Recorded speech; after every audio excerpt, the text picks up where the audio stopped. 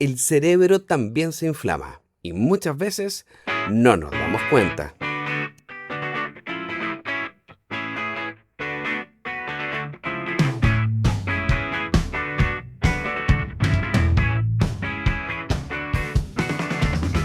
Hay algo que probablemente nunca te han dicho. No toda inflamación se siente. No duele, no arde y no se ve, pero ahí está, muy presente. Y lo más importante puede estar pasando ahora mismo en tu cerebro. No estoy hablando de una enfermedad neurológica ni neurodegenerativa muy evidente, ni de algo extremo. Estoy hablando de algo mucho más silencioso, cotidiano y relevante de lo que creemos. Es una inflamación cerebral de bajo grado. Esa que no te manda el médico, pero que sí cambia bastante cómo piensas, cómo reaccionas y cómo te sientes. Empiezas a notar que te cuesta concentrarte, que estás más irritable, más cansado o con esa sensación difusa de no estar tan claro con las cosas. Como si tu cerebro estuviera funcionando, pero a un nivel que no conocías, a media marcha bastante bajo. Lo interesante de todo esto es que casi nunca lo atribuimos al cerebro. Lo atribuimos a la vida, al estrés, al trabajo, a dormir mal, que los niños gritan, que tengo pega, que tengo que pagar cosas, y eso te tiene con un agotamiento a tope. Pero, ¿y si no es eso? ¿Y si lo que está pasando es que tu cerebro está funcionando en un entorno inflamatorio y lamentablemente no puede funcionar bien? Porque cuando hablamos de inflamación, la mayoría imagina algo visible, como una rodilla hinchada, un golpe, un moretón y dolor. Pero el cerebro no se inflama así. El cerebro se inflama a un nivel silencioso, a un nivel molecular, sin células que cambian su comportamiento. Son señales químicas que se desregulan. Es un sistema inmune que deja de estar en equilibrio y empieza lentamente a interferir con la función neuronal. Aquí aparece un concepto clave, la neuroinflamación. Y ojo con algo, ojo con esto, porque la neuroinflamación no es mala por definición. De hecho, es absolutamente necesaria, muy necesaria. Tu cerebro tiene células inmunes, principalmente microglías, que actúan como una especie de guardianes. Detectan daño, eliminan residuos, protegen neuronas y mantienen el entorno limpio para que todo funcione de manera correcta. Y el problema radica no en que este sistema se active, sino es que el sistema no se apaga. Y hoy en día es más común de lo que creemos que el sistema se quede andando y no se quiere apagar.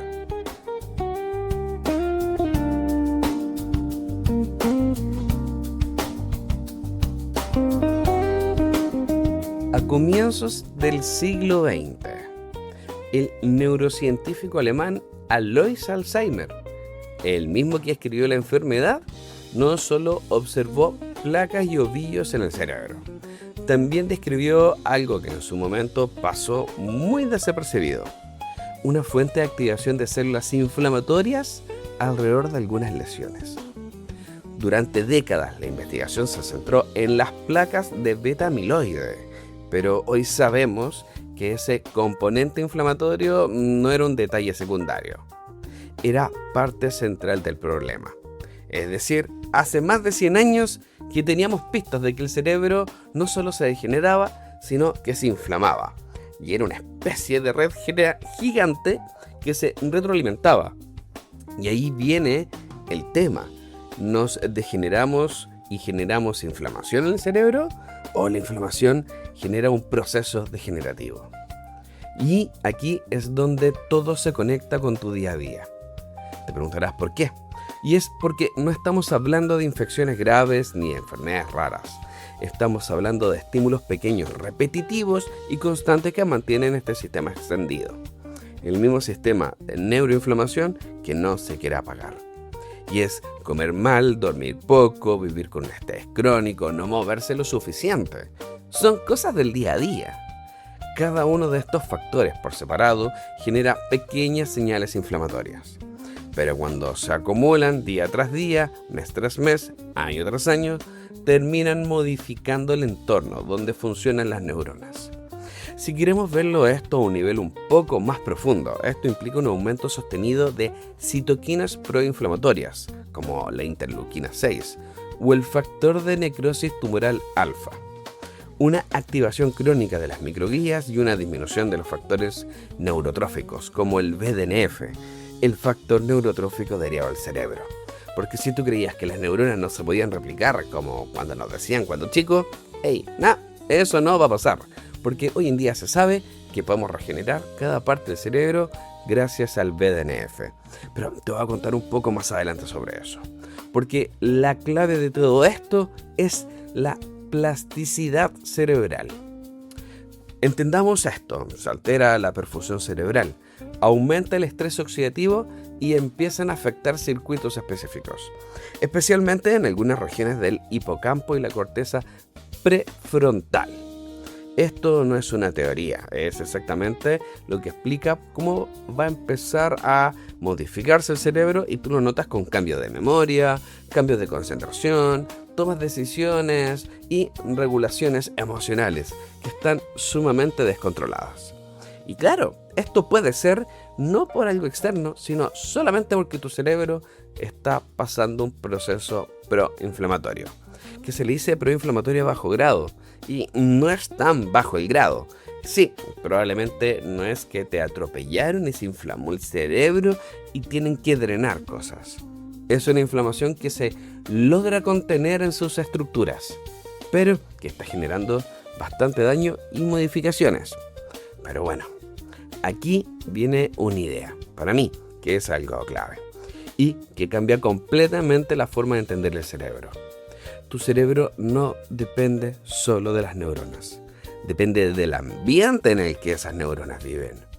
Y ese ambiente no es algo abstracto, se construye todos los días con lo que comes, con lo que te mueves, con lo que duermes. Necesitas estimularlo con ejercicio. Necesitas alimentar tu cerebro con nutrientes, pero también tienes que dormir para que se recupere de manera correcta. Gestionando el estrés, disminuyendo esta hiperfuncionalidad del cerebro de pensar constantemente sin parar y dormir bien, es sumamente necesario. Entonces, antes de seguir avanzando, te dejo una pregunta dando vuelta. ¿Y si muchos de los síntomas que hoy normalizamos, la fatiga mental, la falta de foco, la irritabilidad, no son normales, sino son reflejos de una inflamación en tu cerebro?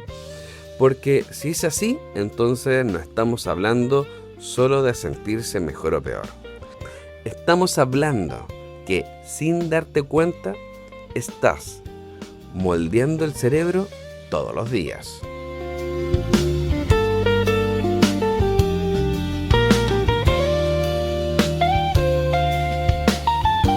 Si uno pudiera ver lo que está pasando en el cerebro, no verías fuego ni algo muy evidente. Verías cambios sutiles, pero profundamente determinantes. Varias células inmunes, como las microglías, pasando de un estado protector a un estado más reactivo. Son pequeños cambios muy sutiles, liberando señales inflamatorias que empiezan a interferir en la comunicación de estas neuronas. Vería un aumento de algunas citoquinas proinflamatorias, como la interleuquina 6 y el factor de necrosis tumoral alfa, pero ahora circulando en este microambiente, alterando la forma en que las neuronas se conectan y se adaptan, y también cómo responden. Al mismo tiempo, verías también algo muy importante: una caída progresiva de una de las moléculas más relevantes del cerebro, el BDNF, que es el Brain Derived Neurotrophic Factor, o factor neurotrófico derivado del cerebro. Es una proteína que funciona como un verdadero fertilizante neuronal. Es la molécula que le dice a tus neuronas: conéctate, sobrevive y adáptate. Sin suficiente BDNF, tu cerebro pierde plasticidad, se vuelve sumamente rígido, pero rígido en su conformación, en su estructura y además en su funcionalidad. Les cuesta aprender, le cuesta adaptarse, le cuesta literalmente cambiar, y esto no es una exageración, es una base molecular del aprendizaje, de la memoria y la recuperación cerebral. De hecho, hay datos sumamente interesantes que siempre me han llamado la atención. A finales de los años 90, cuando se empezaron a estudiar los efectos del ejercicio en el cerebro, pero a nivel molecular, muchos científicos eran escépticos. ¿Cómo hacer ejercicio te va a ayudar? Ridículo, ¿no? Eso es lo que decían. Pensaban que el ejercicio tenía beneficios generales y bonitos, estéticos, pero no necesariamente es directo en el cerebro. Hasta que aparecieron los primeros estudios que mostraron que, después de hacer ejercicio aeróbico, los niveles de BDNF aumentaron de manera significativa. Sí, salir a trotar. De hecho, si lo recuerdan bien, en los 90, a mediados de los 90 y a comienzos del 2000, estaba muy de moda el footing, que era salir a trotar, o el running. Porque llevémoslos a la historia real. Antiguamente, y esto lo podemos ver en algunas películas, o las personas que se acercan a mi edad, era entendible lograr entender que los negocios se cerraban en los campos de golf. Los campos de golf, el ejercicio, era como una especie de rutina para cerrar estos campos. Pero después empezaron a entender que habían otras actividades y empezaron a cambiar las actividades en donde se regodeaba la gente que pensaba y que cerraba negocios. Y ahí, ¡pum!, apareció el footing. Y en los años 90 fue una revolución, que claramente es lo mismo que el running, pero se le decía footing. Y todo eso. ¿Por qué? Porque hacer trabajo aeróbico con otra persona, mientras estabas conversando, aclaraba el cerebro. Y la gente entraba en un proceso de flow. Entraba en una calma única, en una paz inigualable. Sí, era que mientras más ejercicio aeróbico hacías, en este caso salir a trotar, tu cerebro era capaz de brillar de una manera única. Esto fue un punto de inflexión. Por primera vez en estas investigaciones, a finales de los 90, se estaba demostrando que moverte no solo mejora el cuerpo, sino que cambia la biología cerebral y en tiempo real. Y aquí es donde todo empieza a conectarse de una forma sumamente concreta, con lo que haces todos los días. Porque el BDNF no es algo fijo, es algo que tienes o no tienes, es dinámico. ¿Ya? Puede aumentar, puede subir, puede bajar, dependiendo de tu estilo de vida. Dormir mal lo reduce, el estrés crónico lo reduce. Una alimentación proinflamatoria también lo va a reducir. El sedentarismo es brutal para tu cuerpo y para tu cerebro, pero el ejercicio, especialmente el aeróbico, lo aumenta de una forma sumamente potente. Y no solo eso, el BDNF no actúa solo, se conecta con otros sistemas claves, ya que se puede hiperconectar y extender sus redes como una especie de raíces por todo tu cuerpo, como lo hace con el eje HPA o hipotálamo hipófisis adrenal, que regula la respuesta al estrés. Cuando este eje está crónicamente activado, algo muy común hoy en día, aumenta el cortisol. El maldito cortisol que mucha gente habla. Y ese exceso sostenido de cortisol literalmente bloquea la acción del BDNF. Es decir, no solo produces menos, sino que además tu cerebro responde peor a él. Entonces empiezas a tener un doble efecto, más inflamación y menos plasticidad. Y eso con el tiempo se traduce en un cerebro mucho más rígido, menos adaptado, menos eficiente. Ahora, llevemos todo esto a lo práctico, porque aquí es donde esto deja de ser teoría. Si tú quieres aumentar tu BDNF de forma real, medible y sostenida, hay estrategias que pueden funcionar muy bien. El ejercicio aeróbico es probablemente el más potente. Sesiones de 30 a 40 minutos, de 3 a 4 veces a la semana, a una intensidad donde puedas hablar, pero no cantar. puedes respirar bien, conversar algo pausado, genera un aumento sumamente significativo del BDNF. Incluso algo tan simple como caminar rápido ya tiene un efecto increíble. Y aquí hay un detalle interesante. No necesitas hacerlo perfecto, solo necesitas hacerlo. Porque el cerebro responde mucho más a la repetición y al largo tiempo que a una muy alta intensidad puntual. Otro punto clave es el timing.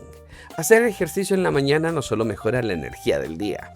De hecho, claramente si entrenas en la mañana te sientas mucho mejor. Sí, es el gran efecto agudo del BDNF. Porque en el momento que tú vas a entrenar en la mañana, este BDNF se dispara. Y te mantiene mucho más receptivo a poder aprender y procesar información. Es literalmente preparar el terreno biológico para pensar mejor durante el día. Lo interesante de todo esto es que también tenemos alimentos que nos pueden ayudar. La alimentación juega un rol sumamente importante. Dietas ricas en polifenoles como frutos rojos, cacao, el té verde también van a ayudar. Y los ácidos grasos omega 3 se asocian con mayores niveles de BDNF. Mientras que dietas altas en alimentos ultraprocesados, azúcares refinadas y grasas trans generan el efecto contrario. No porque engorden más, sino porque inflaman y deterioran el entorno neuronal. Y aquí aparece algo interesante. En modelos animales, cuando se bloquea artificialmente el BDNF, los sujetos pierden la capacidad de aprender nuevas cosas. Incluso si físicamente están sanos. Es decir, el músculo puede estar bien, pero el cerebro puede estar mal. Esto es una idea central para esta molécula. Entonces, si conectas todo lo que hemos hablado y empieza a aparecer una imagen más clara en tu cerebro, la inflamación no solo daña, también puede inhibir procesos claves en el BDNF. Y el BDNF no solo mejora, también protege sobre la inflamación. Es una relación bidireccional, un equilibrio dinámico que está modulándose todos los días con lo que tú haces. Y quizás lo más potente de todo esto es entender que necesitas intervenciones complejas. No necesitas ser un genio de la NASA para que esto funcione. ¿Qué es lo que necesitas? Moverte, dormir mejor, comer mejor y manejar el estrés. Simple, moverte más, dormir mejor, comer mejor y manejar el estrés. No porque sean recomendaciones generales, sino porque impactan directamente en la biología de tu cerebro. Y aquí te dejo una idea para que lo vayas procesando antes del siguiente bloque. Si el BDNF es lo que permite que tu cerebro cambie y la inflamación es lo que lo bloquea, entonces la pregunta ya no es si es que puedes mejorar tu cerebro. La pregunta es, ¿en qué entorno está creando tu cuerpo todos los días para que esto ocurra o no ocurra? No buscamos directamente el cerebro, buscamos modificar los ambientes.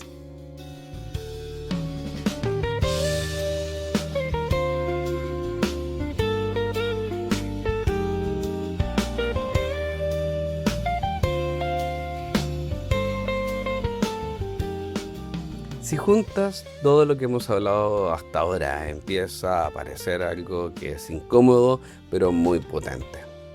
No necesitas un evento extremo para afectar tu cerebro, necesitas constancia y repetición de cosas buenas o de cosas malas. Porque la neuroinflamación no es un evento, es un proceso.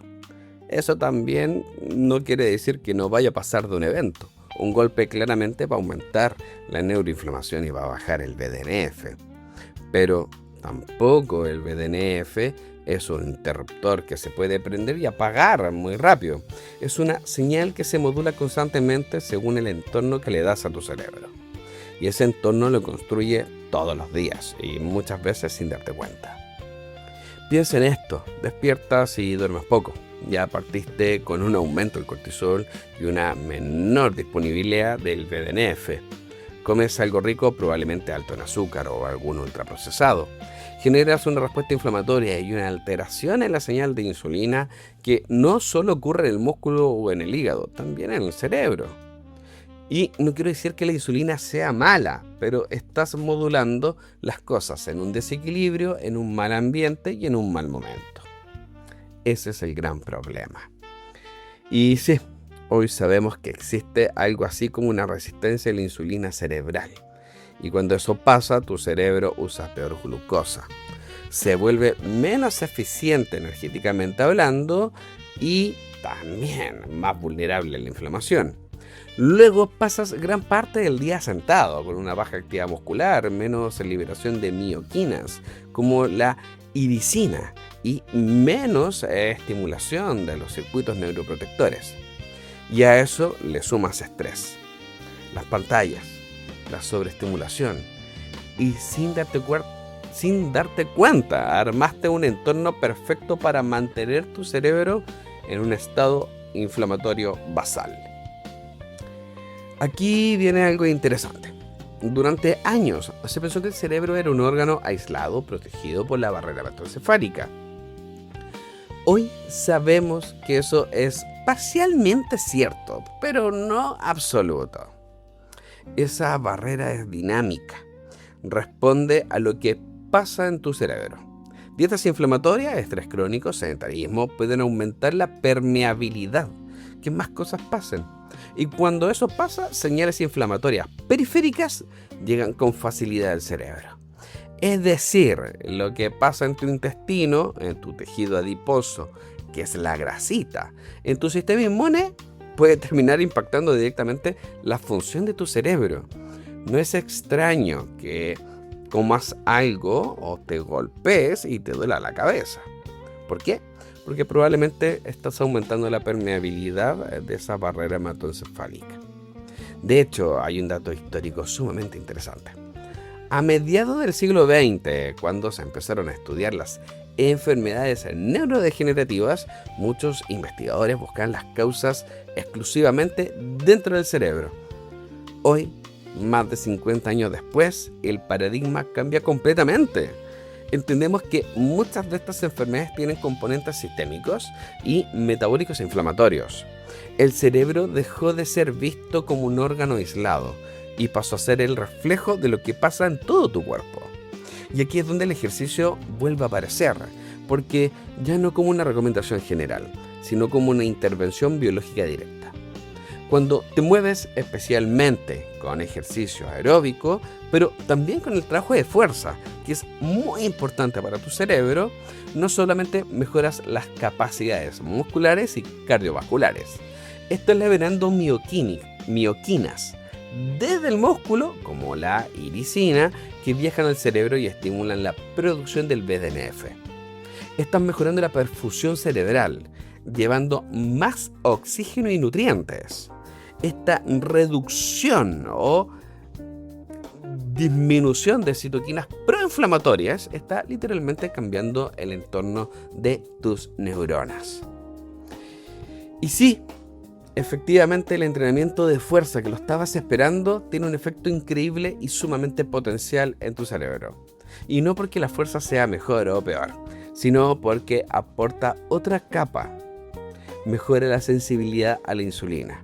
Aumenta el IGF-1, protege estructuras cerebrales, especialmente en la zona del hipocampo, y además de eso, protege las cortezas prefrontal. Porque requiere algo distinto, una mayor carga, progresión, intención. Es más, esto pareciera ser menos automático que el aeróbico, pero muy potente cuando se hace bien. El ejercicio aeróbico es casi una señal automática de mejora. El trabajo de fuerza se tiene que hacer programado, entendiendo, comprendiendo los procesos de fatiga a nivel muscular, pero cuando se hace bien, su efecto en el cerebro es brutal. Aquí es cuando hablamos de mezclar ambas cosas. Ahora, bajemos esto a la tierra, porque aquí es donde esto realmente importa. Si tú quisieras modular este sistema, la inflamación, el BDNF y la función cerebral, no necesitas cambiar tu vida completa. Necesitas intervenir puntos estratégicos. Caminar de 10 a 15 minutos después de comer no es trivial. Mejora la glucosa, reduce los picos de insulina y por extensión reduce el estrés metabólico cerebral. Hacer ejercicio en la mañana no es solo ordenarte en el día. Estás generando un entorno neuroquímico más favorable para aprender, concentrarte y tomar decisiones.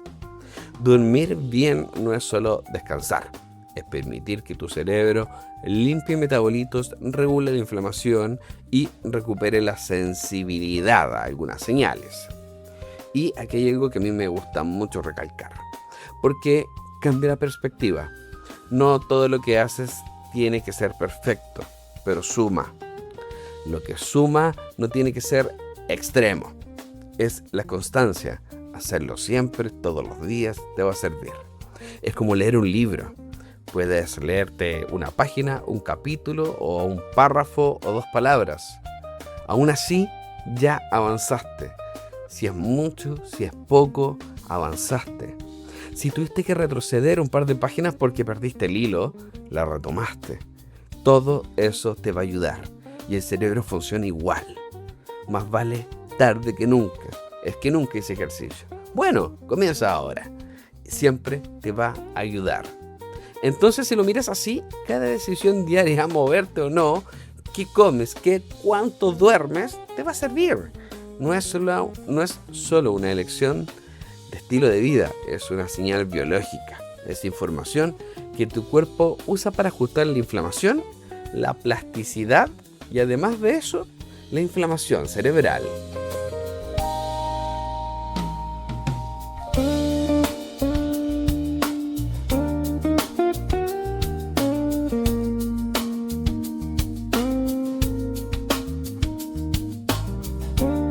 Si llegaste hasta acá, ya entendiste algunas cosas muy importantes.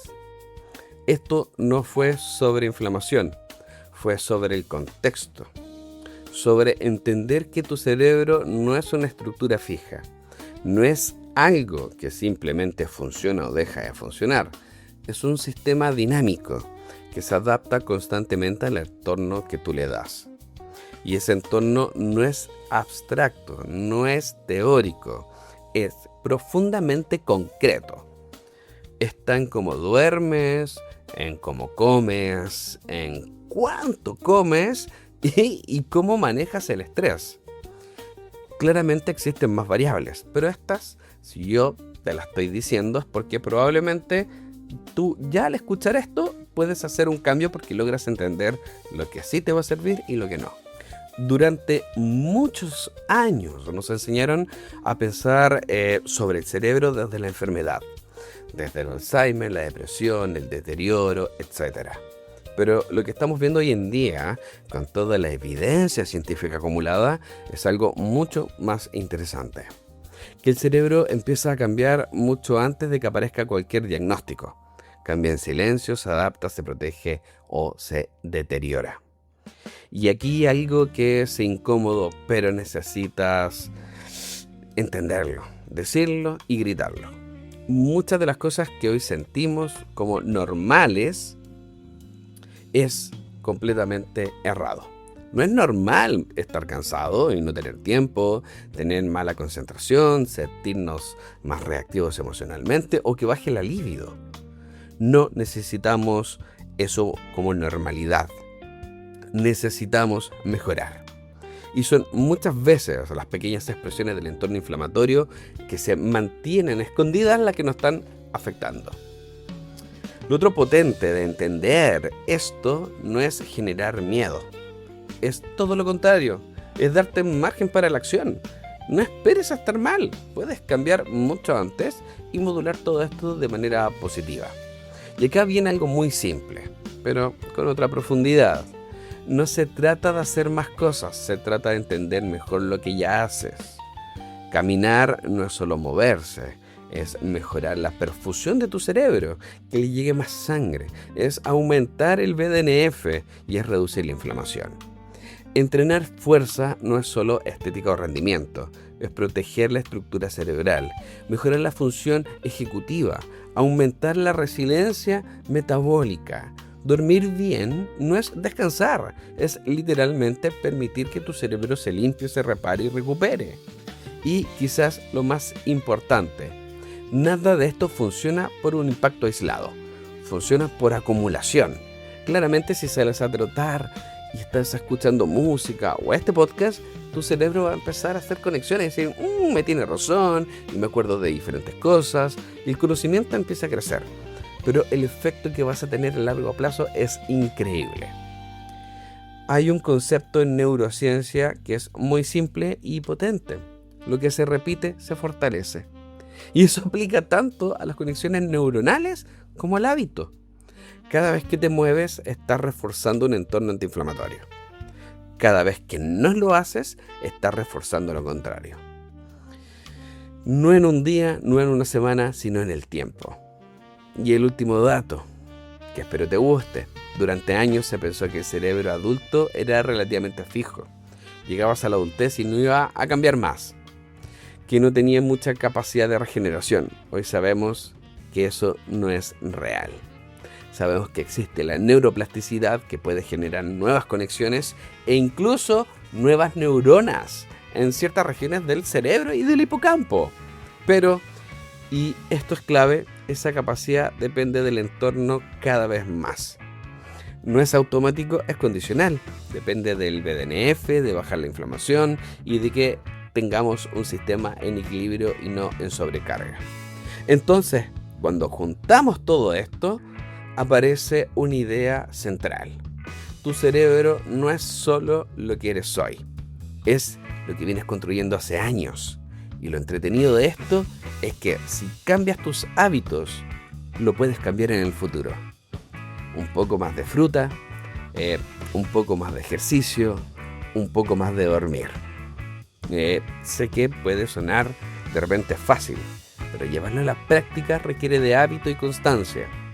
Ya lo sabes, sal a trotar, toma agüita, cómete tus frutas y tus verduras y tu cerebro te lo va a agradecer. Y nos vemos en otro episodio.